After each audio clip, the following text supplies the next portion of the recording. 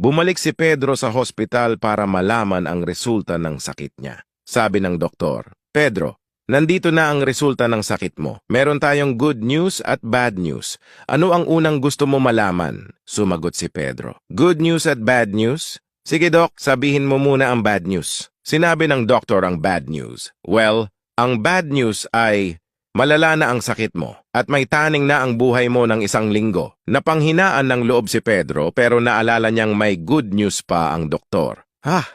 Doc, ano naman po yung good news?" Sumagot yung doktor. "Naalala mo ba yung nurse na palagi kong naikukwento sa'yo? Yung sexy at magandang nurse na palaging dumadaan para magdala ng gamot? Lagi pa nga natin siyang tinitignan sa tuwing dadaan eh." Yes, Doc, naalala ko siya. "So ano ho yung good news na sinasabi niyo?" Tanong ni Pedro. Sumagot yung doktor, "Well, ito na nga. So ang good news ay tinext niya ako at